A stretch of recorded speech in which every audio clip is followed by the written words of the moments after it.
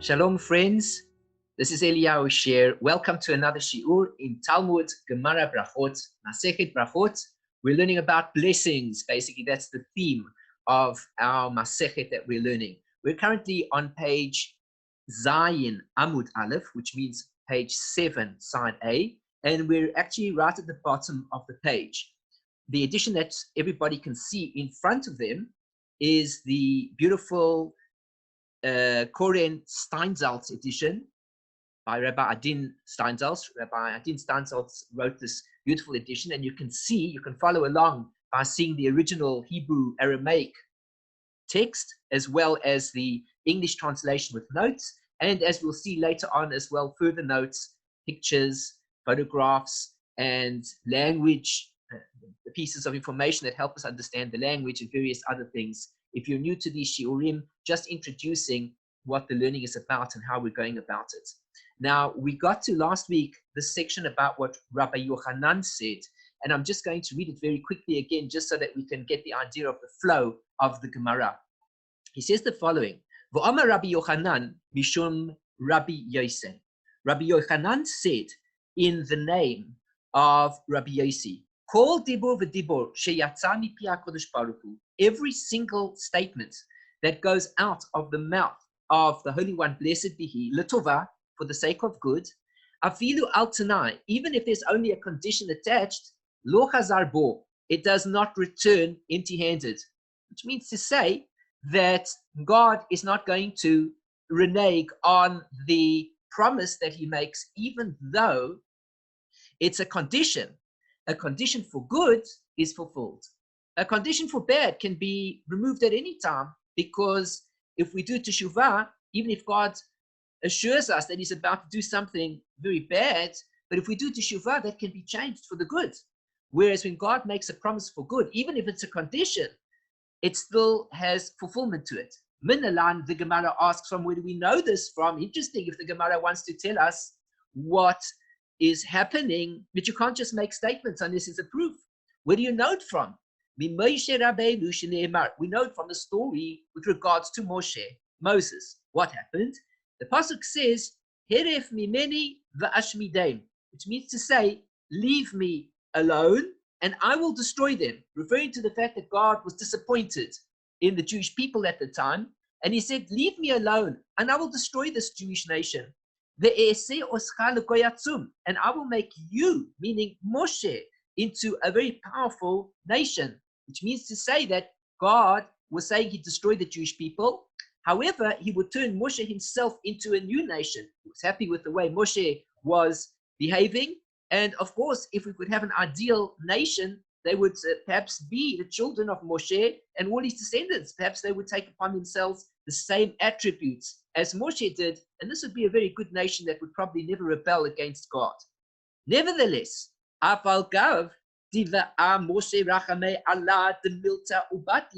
though it was that Moshe asked for mercy upon this whole story that took place, that the Jewish people shouldn't be destroyed.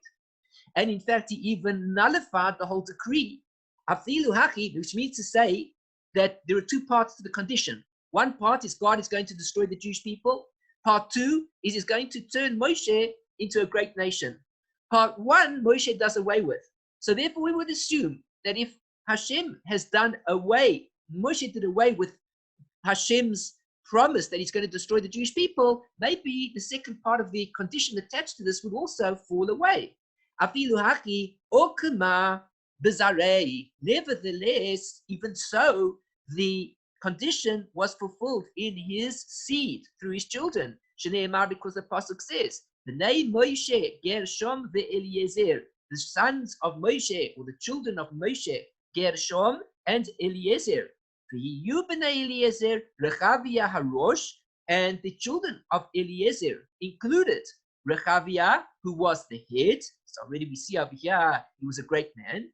Ubenei Rechavia Ravu Lamala, and the sons of Rechavia increased onwards, which means to say that the children of Moshe increased in abundance. There were many children, descendants after the sons and the grandsons and so on and so forth, which means to say that the second part of this condition, that Hashem would turn Moshe into a great nation, He's still fulfilled. even though he removed the first part condition that Moshe had done away with, that the Jewish people were going to be destroyed. And so therefore we think the second part would also be not fulfilled. Nevertheless, when God promises something, even on a condition, the condition is fulfilled. But Tane, Rav Yosef, and Rav Yosef taught, Lemaila, what does this word mean? Lemaila, that we read over here. Upenei rechavia ravu lemaila. What does this mean? It means Vishishim ribo. It means more than 600,000. 60, 10,000, making 600,000. He had so many descendants. There were like 600,000 descendants. Asya revia. We can learn it out from an analogy from the word revia. This word, what does it mean? That refers to many. Kasif hacha, it's written over here. Ravu lamaila, we see in this pasuk it says that they'll be increased more than that amount. Ukasif hasam, and it's also written in another pasuk where it says, Ubnei Yisrael paru vayishretu vayirbu, that the Bnei Yisrael were fruitful and they increased and they multiplied. So we see over here the word that Ravu is included in this verse, and Ravu is included in that verse, which comes to teach us what? It comes to teach us this, just as when the children of Israel were in Egypt, very many meant that there were 600,000 of them, so too the descendants of Rechavia were 600,000. That's what we learned from that. Now we progress to Daf Zayin, Amud Beis, page 7, and we're on to side B. Omer Rabbi Yochanan, Mishum Rabbi Shimon, Rabbi Yochanan, Mishum Rabbi Shimon ben Yochai. Rabbi Yochanan taught a teaching in the name of Rabbi Shimon ben Yochai. We just take a look here at the personalities on the side. Who was Rabbi Shimon ben Yochai? Everybody knows his name. It's coming up now to Lag BaOmer. Everybody should be familiar with who Rabbi Shimon ben Yochai was. Rabbi Shimon ben Yochai. He is among the greatest Tanaim of the generation prior to the redaction of the Mishnah. Rabbi Shimon was the preeminent student of Rabbi Akiva, and he considered himself Rabbi Akiva's spiritual heir. Rabbi Akiva had a great deal of respect for his student and said, "It is enough for you that I am your creator recognize your strength." Rabbi Shimon's greatness was manifest in his mastery of both halakha and agadah, which means he was an expert in both the legal side of the Torah as well as the homiletical side of the Torah, the story side. And his statements can be found on all topics in every tractate of the Talmud. Although halakha is not always ruled in accordance with Rabbi Shimon ben Yochai's opinion, especially in disputes with Rabbi Yochai and Rabbi Yehudah, nevertheless, with regard to several core issues, the halakha is ruled in accordance with his opinion. He had his own unique method of deriving halakha from the Torah. He factors in the rationale of the verse and infers halakhic conclusions from Bible based on the spirit and purpose of the law.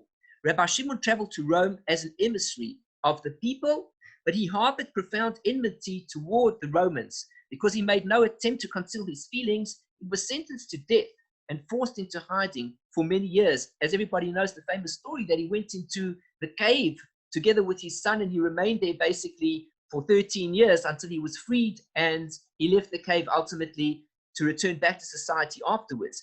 He was an ascetic by nature who was very exacting and was famous in his generation for his righteousness and his performance of miracles. There are many anecdotes related in the Talmud about miraculous acts that he performed.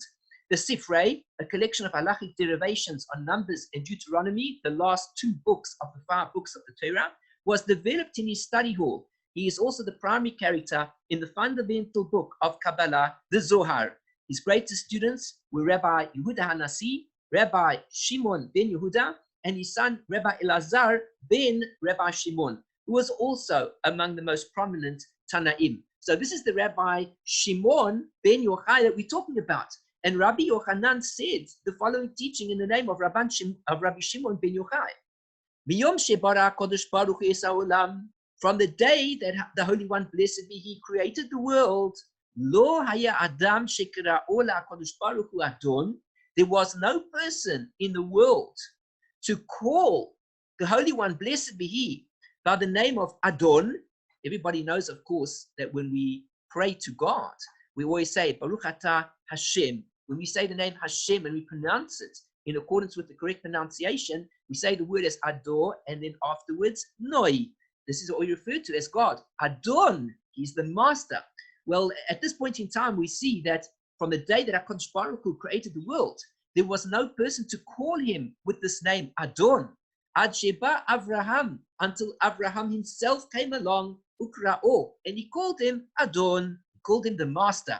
Shene'emar, as the Pasuk says, Vayomar, and he said, Adonai Elohim Bama Eda Ki Irashena.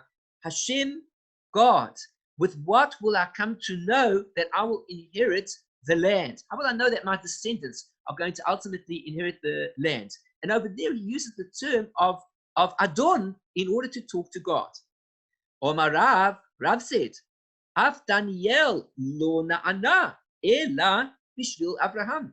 Even Daniel, the great Daniel, who we know with the story where he was placed into the lion's den on account of the fact that he was accused of praying to God when it was decreed by the government that he wasn't allowed to pray to anybody but to the statue of Nebuchadnezzar.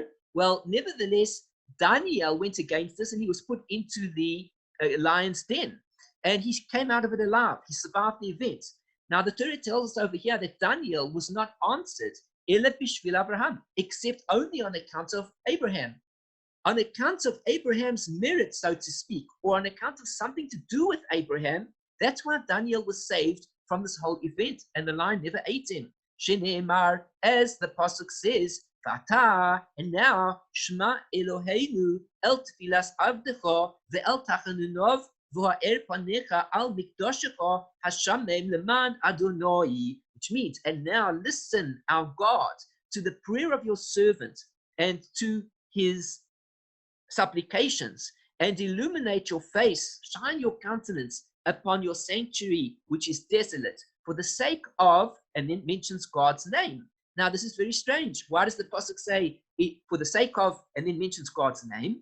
Lemancha mi'ba'elei. It should have said, for your sake. Do it for your sake. Why does it say it in the expression of Leman Adon? Why does it use the expression of Adon and use God's name in this capacity? It just should have said, for your sake.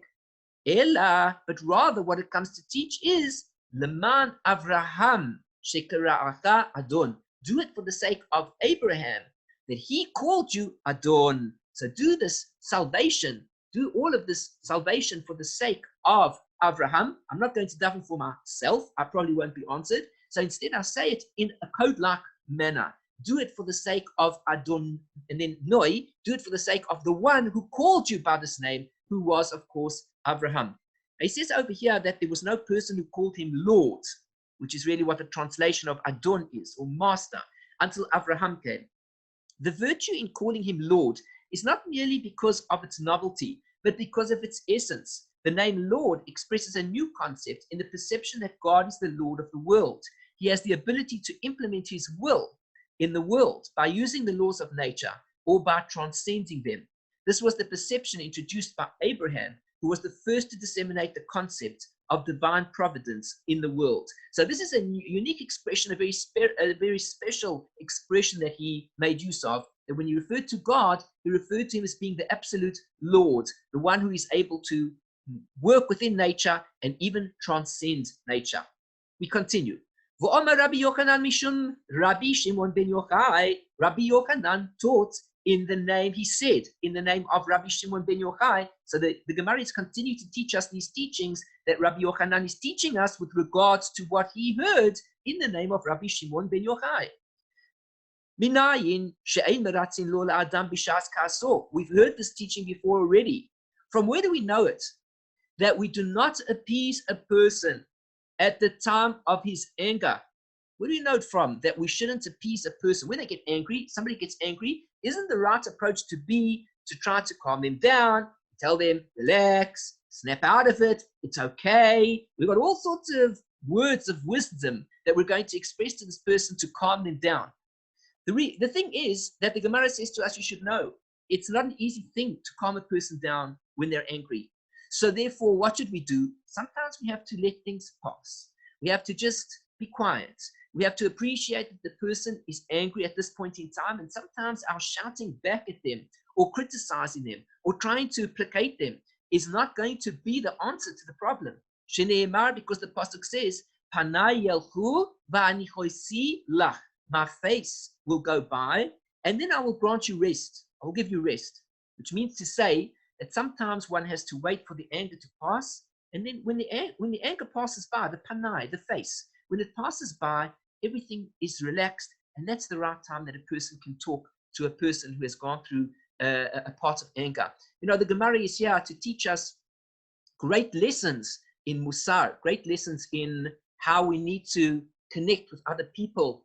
We're not supposed to make up the way we behave with other people, but rather we're supposed to learn these values from the Torah, from the Talmud, from the Gemara. And here's a classic example where in the normal circumstances, life teaches us that if somebody gets angry or they're expressing their anger in whatever way it is, that what we should do to them is we should shout back at them.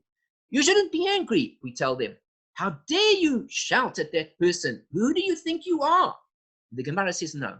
The correct approach to take is one which says, relax. The person is angry. It's not so easy to deal with anger. The person must have a great amount of fire that's building up inside them.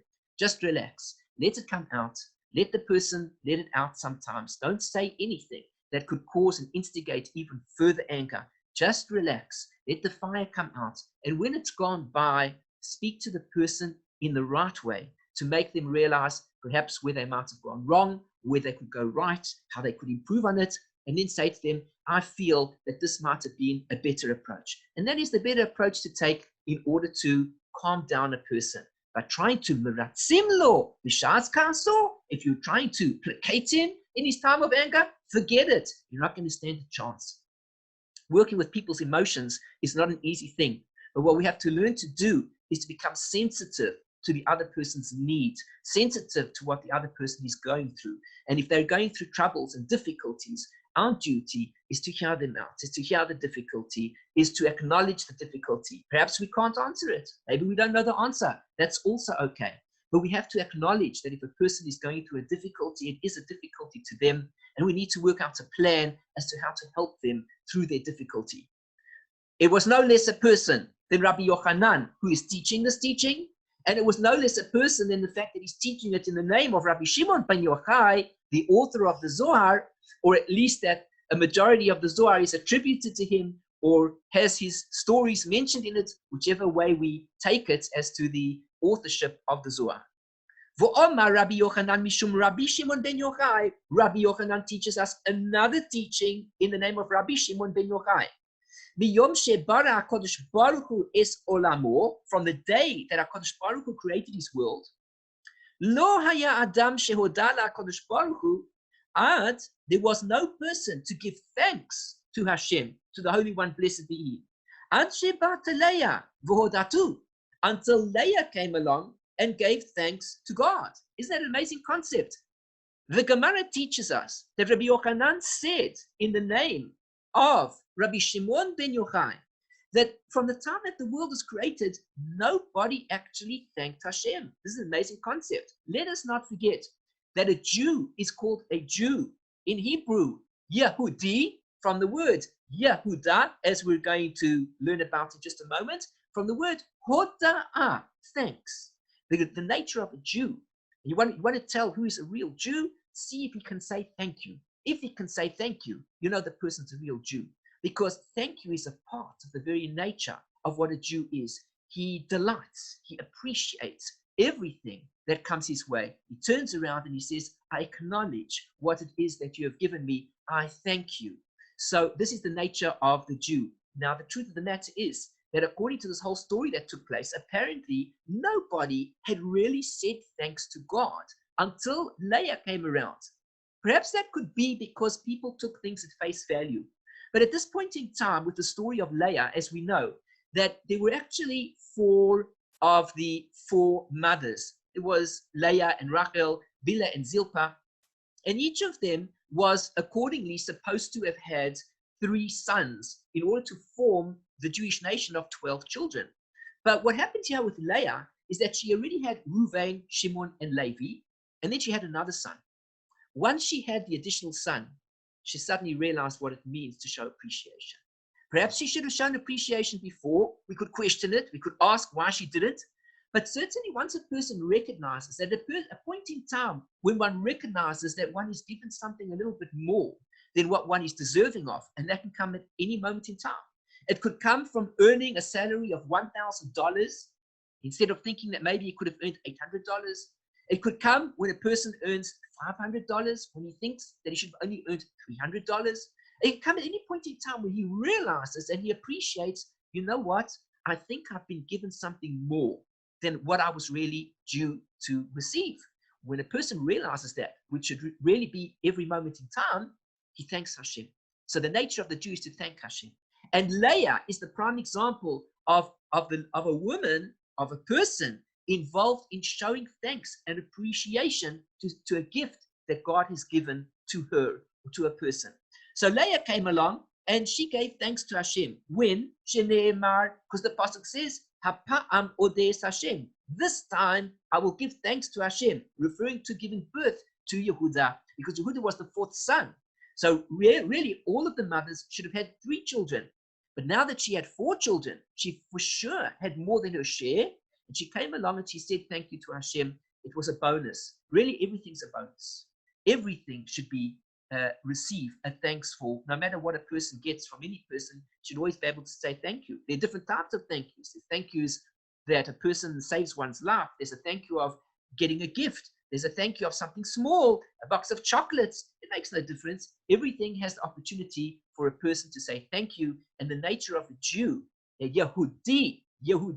Yehudah is the 4th son. Odeh, Hoda'ah, thanks. He gives thanks. And indeed, a person who values his life, the very first words that a Jew offers when he wakes up in the morning, if he's following the Shulchan Aruch, if he really feels it and he knows what it's all about, the first word that he says to Hashem is, Modeh ani lefanecha melech chai v'kayam. I give thanks to you, Hashem, for having returned my soul to me. The first words that a Jew utters in the morning is Hoda'ah, is Modeh. I give thanks.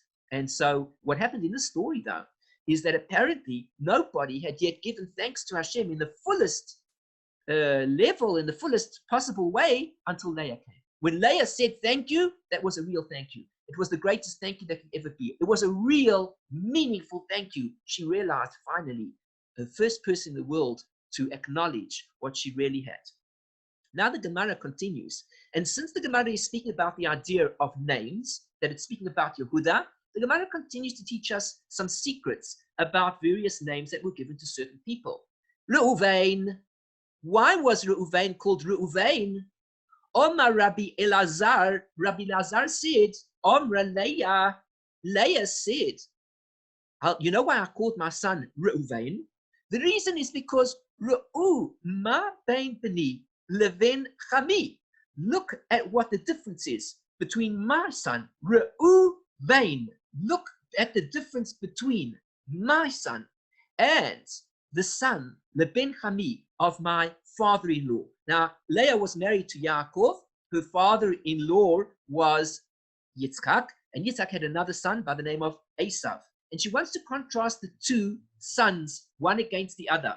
And just in case anybody's wondering how in the world it could be that she was going to name her son this in advance of all the events taking place, let us not forget a very beautiful teaching brought down by the holy Arizal, Rabbi Yitzchak Luria Ashkenazi, who lived in Tzfat and who was a great Kabbalist whose teachings we follow to today.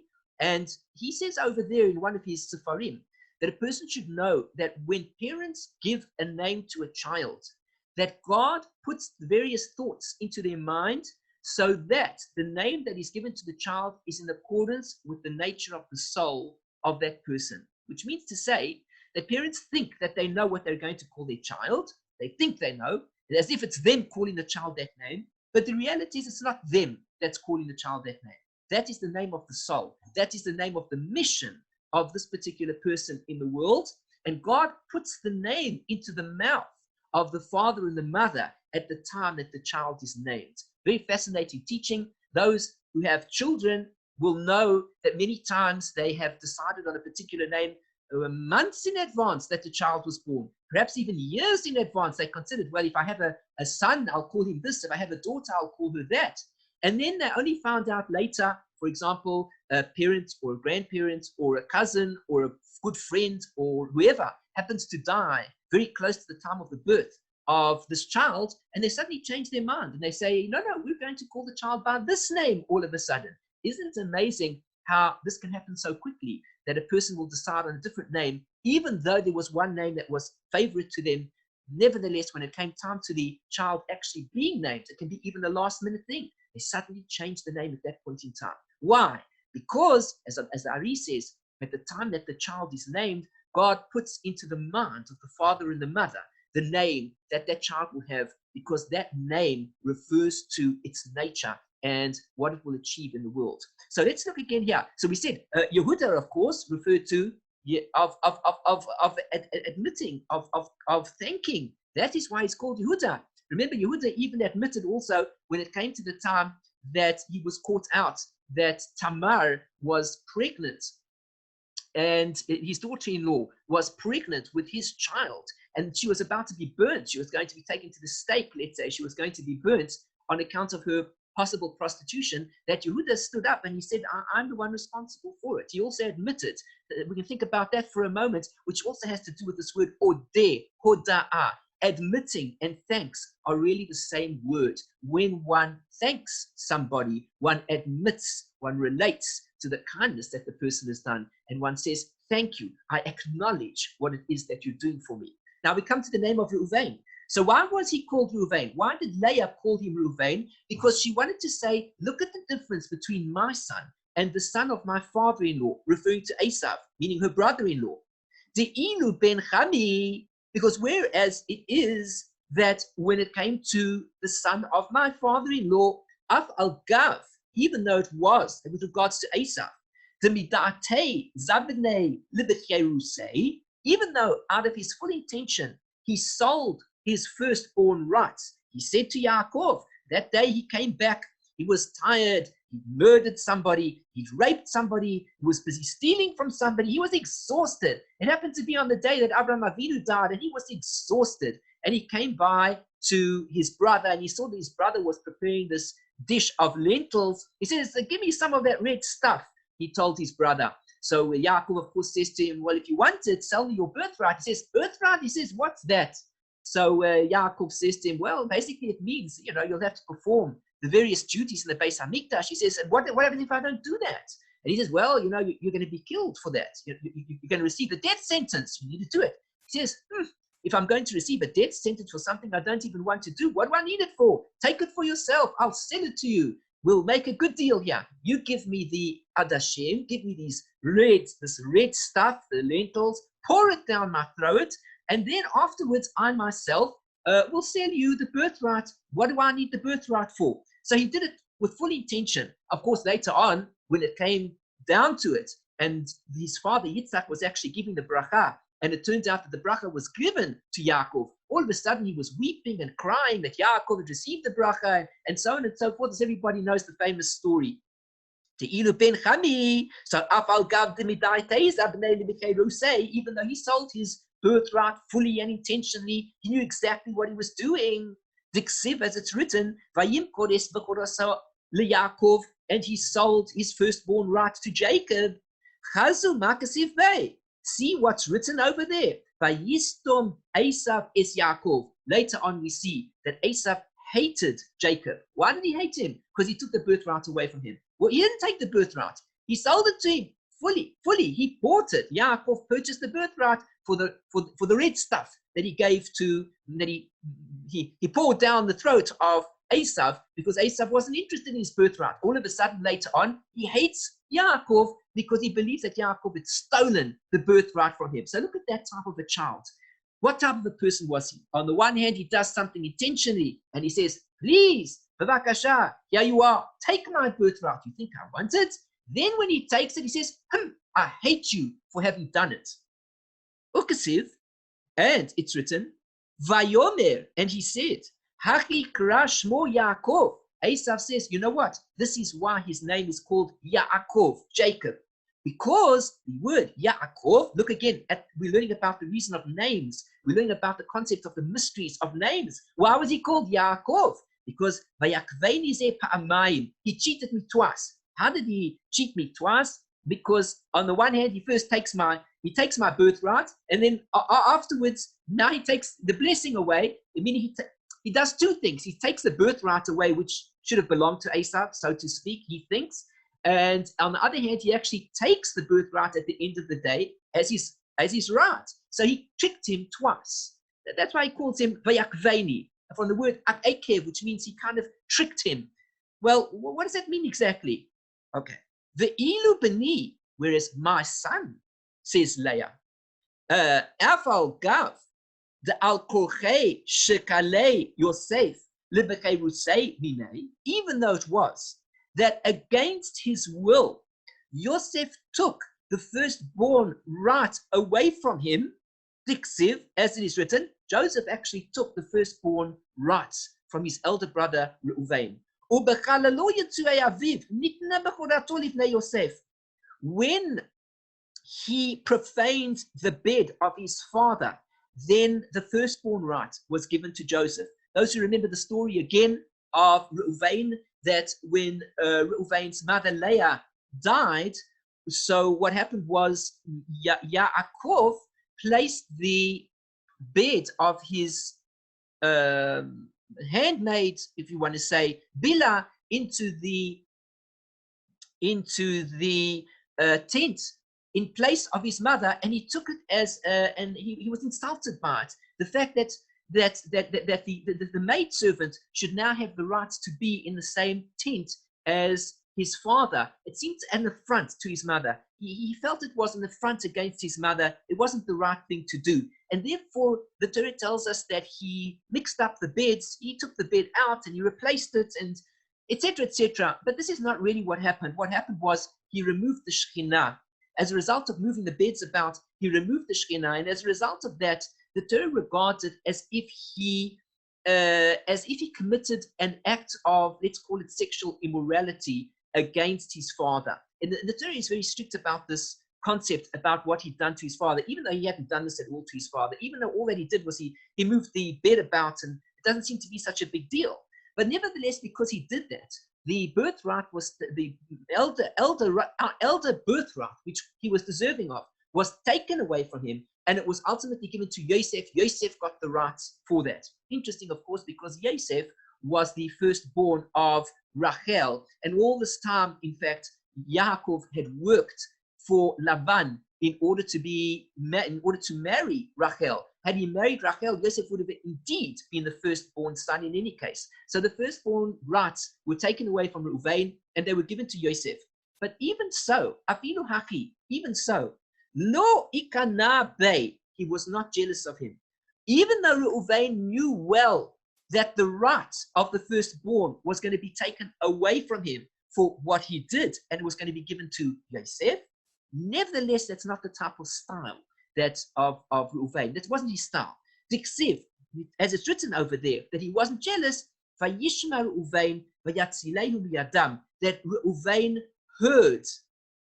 He heard what was going on about the episode that the brothers had thought about killing Yosef, and instead he was going to save Yosef from their hands. Even though the elder birthright was taken away from him and given to this younger brother, and he could have said, well, he's not much of a brother at all. If he's going to take the firstborn right away from him, from me, why do I need to save him? Let him die, and the firstborn right will belong to me. Nevertheless, he was happy for his brother, and he even wanted to save his brother from all of his other brothers. Look at the difference between Esau, the brother-in-law of Leah, and Reuven, the son of Leah. Leah's son gave over the birthright with happiness to his younger brother, and he even saved his life. Whereas when it came to Esau, not only did he actually sell the birthright, meaning honestly, Yaakov took the birthright honestly, but he even came to hate his brother. That's the difference between these two boys, between these two men. And that is why he was called Reuven. See the difference between my son and the son of my father-in-law. That's why it's called Reuven. Ruth. The Gemara continues with this concept of names, the mystery of names. Why are we given certain names? Why are people called by the name that they're called by? My Ruth, why is she called Ruth? Omar Rabbi Yochanan, Rabbi Yochanan said she's called Ruth because Shezachta v'yatza mimenu David. She merited that King David, at this point David, would issue from her Sherivahu la'kodesh baruch hu b'shirot v'tishpachot, and he inundated the Holy One, blessed be He, with songs and praises. This is the word root from the word rava. It has the same root in it. Not the word root as in root, root as in R-O-O-T. It has the same root in those letters. So therefore, she was called Ruth because David HaMelech would saturate God with praises and songs. And so she was called Ruth. Now let's just read the notes up until here, just so that we can see what's going on. No one thanked the Holy One, blessed be He, until Leah came. Thanksgiving, in which one offers thanks for the good that has been bestowed upon him, existed before Leah. Leah's innovation was offering thanks for what God had bestowed and being satisfied with it. Also another very important idea. So she had 2 points to her credit. One is she said thanks, but two is that she was satisfied. She felt satisfaction. You know, sometimes a person, for example, he get a birthday gift. And what did he want? He wanted a bicycle. What did he get? A chocolate bar. He says, thanks very much for the chocolate bar. But inside he's feeling, why didn't I get the bicycle? Why didn't I get the electric bicycle? Why didn't I get a motorbike, a car? Friends get cars for their 18th birthday or their 16th birthday. How come? And all I wanted was a bicycle. I got a chocolate. I say thanks for the chocolate, but that's not what I really wanted. Leah said thanks, and she felt satisfied. She was grateful for the bracha that she had. See the difference between my son and the son of my father-in-law? This midrash is aided by the similarity between the word son, ben, and the word between, bain, Reuven. So there's a kind of similarity, bain and ben. It only uses the word bain once, but is understood as if it was written twice. This statement comes to praise Reuven, although the impression one gets from Jacob's blessing is that Reuben was flawed. Nevertheless, he had praiseworthy qualities as well. The Gemara continues. Minalan Dishma Gareim, very famous Gemara, this very beautiful Gemara, this. Where do we know it from that the name causes one's essence? That then everything that happens in one's life is caused by one's name. Whatever name that you've got, that's a sign of who you are. Are you Reuven? Perhaps you share something similar to the qualities of Reuven, the son of Yaakov and Leah. Are you Shimon, Levi, David? What is your name?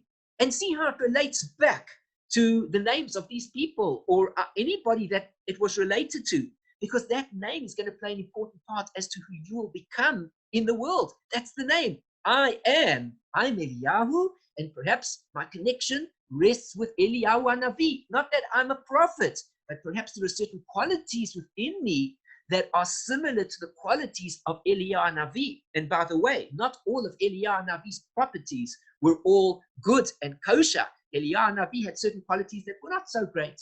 He had some certain qualities. He wasn't happy with the behavior of the Jewish people, for example. It was a negative quality. He was held liable for that. So each person's name, even though we say, oh, he thinks that he's Eliyahu Hanavi now, it doesn't mean to say that. It means we need to look at the qualities of the person in full and see in oneself, does oneself perhaps have those very same qualities for good or for bad? Nevertheless, whatever the qualities are, they will affect one for one's entire life, and one will become that very person throughout one's life.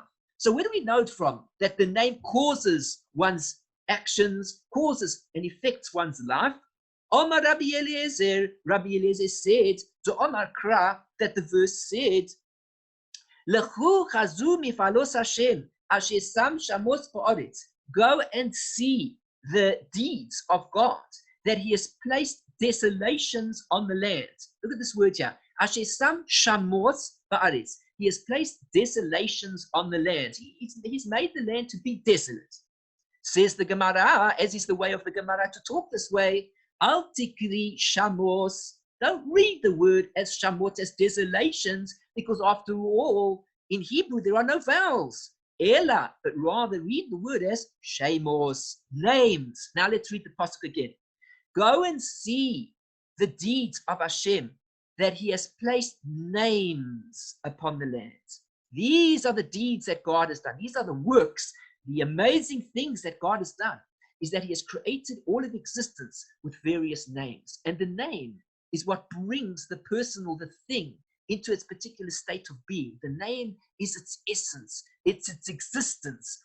When Adam HaRishon named all the animals of the world on the day that he was created, he gave the name in accordance with the power behind the particular creature that existed there. He could see the spiritual power of the creature, and so he called it whatever he did.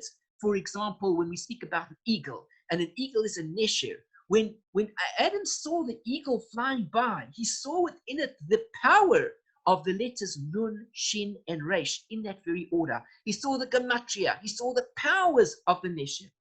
When, for example, we speak about a stone, here's a good one, and a stone is an Even, which is Aleph, Beit, and Nun. That's what a stone is. Well, it's interesting to note that one of the ways that we can expand one of God's names is what we call the name of Ben, according to the Sephardi pronunciation, Ban, according to the Ashkenazi pronunciation, the name of 52, which means to say that if we take God's name and we spell it out, Yud K Vav K, and we spell it out as in Yud, and then which is Yud Vav Dalet, and then we spell out the Hey as in Hey Hey, and then we spell out the Vav as in Vav Vav, and then we spell out the Hey as in Hey Hey. We get to the name.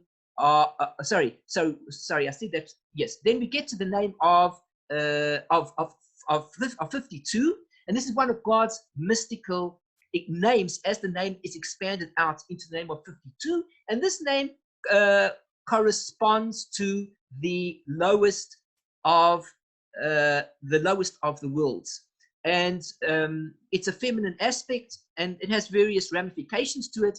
The main thing to say is that when we look at a stone is called an Even, which is Aleph, Beit, Nun, which means that within the potential of the stone, it has this concept of the name of the Ben, Ban, and it also has the Aleph, which perhaps corresponds to God's name. I'm not sure. I'm not an expert in all the names and so on and so forth. But the point being is that every single creature, the power in the name reveals its essence and its spiritual qualities. Now, we continue. V'omar, let's just see, we have a note over here, who has made desolations. The emendation of this verse is also because it is difficult to accept it literally. It is difficult to accept who has made desolations upon the earth as praise for God. Therefore, an added layer of meaning is revealed. Do not read desolations, shamot, rather names, shemot. The Holy One, blessed be He, does not create and destroy things in the world, nor is He responsible for its ill fate. God only creates the external framework, i.e. the potential within which individuals are able to exercise their free will. Consequently, the name affects one's life, indicates that God gives guidance and direction to a person's actions without obligating him to adopt a particular path, good or evil. The names given people enable them to realize their potential. Rabbi Yochanan Mishum Rabbi Shimon ben Yochai. Since we're continuing to learn all of these teachings, the Gemara continues with the teachings of what Rabbi Yochanan taught in the name of Rabbi Shimon ben Yochai. Kasha tarbutz ra'a b'toch beiso shel adam. Harder is a bad culture inside the home of a person. More so than the war of Gog and Magog. Everybody knows that before Mashiach comes, there is going to be a massive war, spiritual war, physical war. What exactly is going to happen? Nobody can be certain to know exactly what is going to happen. But the point is, it's going to be a tremendous war. It's the final war. It's going to be really crazy until Mashiach reveals himself. But the Gemara says that in fact it is worse to have a family feud a problem within the family, when there are problems inside one's own home, it is worse to a person, even more so than the war of Gog and Magog, which precedes the coming of Mashiach. The war of Gog and Magog is nothing in comparison to the fighting that goes on within families. Shene'emar, as the pasuk says, Mizmor David, a psalm of David, Bevarko mipnei Avshalom beno, when he was fleeing from Absalom, his son. Interesting. Ukasiv Basrei, and it's written afterwards, Hashem ma rabu tzarai. Hashem, how great are my enemies. Rabim kamim alai. So many of them are taking a vengeance, risen up against me. So he's referring to his son. Ma rabu tzarai. How many problems I've got? What are his problems? Mipnei Avshalom beno. The problems are his own son. The ilu gabe milchemes Gog uMagog kasiv, whereas with regards to the war of Gog and Magog, it's written, Lama ragshu goyim. Why are the nations of the world in an uproar? Ula omim yehegurik. And why do the people speak for nothing? The ilu, whereas ma rabu tzarai lo kasiv, whereas with regards to how great are my enemies, that is not written. So with regards to the war of Gog and Magog, nothing is mentioned with regards to the enemies. Whereas with regards to his own son, there we're speaking about enemies, meaning to say the affliction that David HaMelech would go through because of his son wanting to usurp the throne for himself. Of course, this is the period of time that David HaMelech was about to die. And it was supposed to be that Shlomo HaMelech was going to be the next king at the age of 12. But Avshalom was in fact the eldest son at that point in time, and he believed that he had the right to the throne. As a result of that, he went and he did whatever was necessary in order to acquire the kingship to such a degree that he was going to kill his own father so that he could be the king, and then Shlomo HaMelech wouldn't have been the king.